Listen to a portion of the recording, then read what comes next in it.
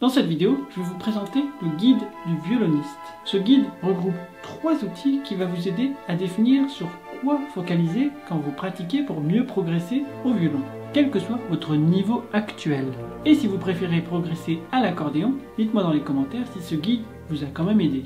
Voici donc sans plus attendre les 3 outils qui vont vite devenir indispensables à votre pratique du violon. Le premier outil est le résumé des 3 erreurs à éviter pour progresser.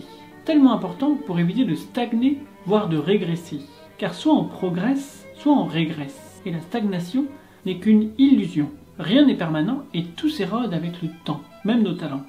Le deuxième outil est un quiz qui vous permet de définir quel type de violoniste vous êtes. Que vous débutiez ou soyez avancé, ou entre les deux.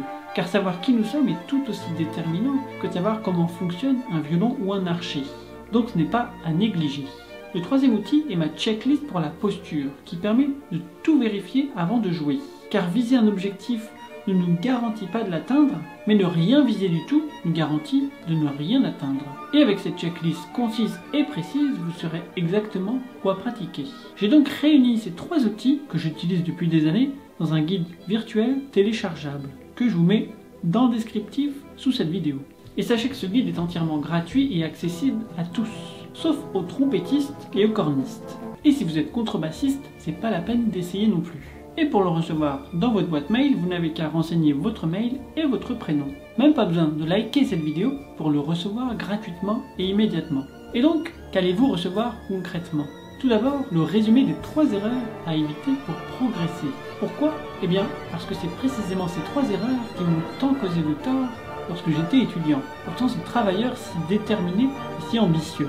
Et j'ai constaté avec les années que ces 3 erreurs sont précisément la cause de la stagnation de ceux qui les ignorent. Donc les voici réunis en un seul endroit avec le remède pour éradiquer chacune d'entre elles. Et quel que soit votre niveau, fini les sessions diluées et peu efficaces. Et d'ailleurs, voici en bonus un petit conseil contre-intuitif qui va pouvoir vous aider. Quand on pratique des gammes ou des arpèges, on est dans une démarche technique et non artistique. Alors oui, le violon est un instrument complexe, avec de nombreux paramètres variables à gérer, et très vite, ce sont nos résultats et non plus la démarche qui deviennent la priorité. Ce qui est l'opposé de ce que je vous conseille de faire. J'en parle plus en détail dans les 3 erreurs à éviter dans le guide.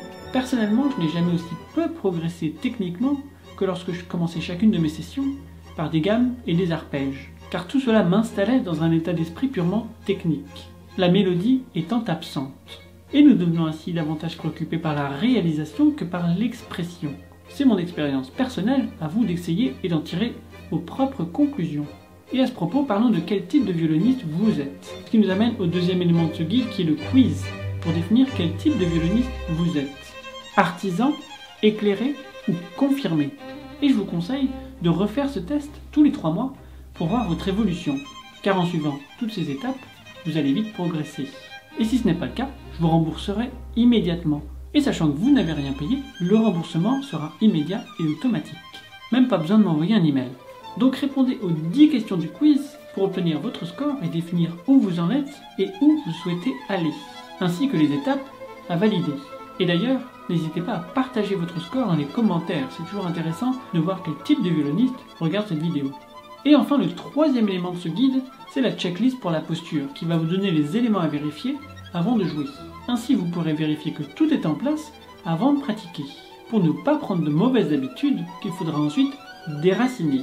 Pour ma part, j'ai fait des checklists depuis bien longtemps, mais rarement les bonnes. C'est pourquoi j'ai tenu à vous partager celle-ci après bien des années de pratique et de remaniement, pour vous aider à focaliser sur l'essentiel plutôt que sur le superflu.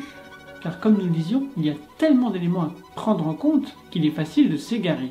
Car oui, notre temps et notre attention sont limités, il ne faut donc pas les disperser. Ce qui nous indiquera également quand est-ce qu'il faut mieux travailler et combien de temps par jour. On en reparle dans le guide. Voici donc un résumé de ce que vous allez trouver dans ce guide du violoniste disponible dans le descriptif sous cette vidéo. Cliquez sur le lien et je vous retrouve dans votre boîte mail. Et si vous voulez également découvrir mes 3 règles d'or, les voici qui s'affichent à l'écran. J'ai hâte de vous aider à progresser, bonne mise en pratique et à très vite.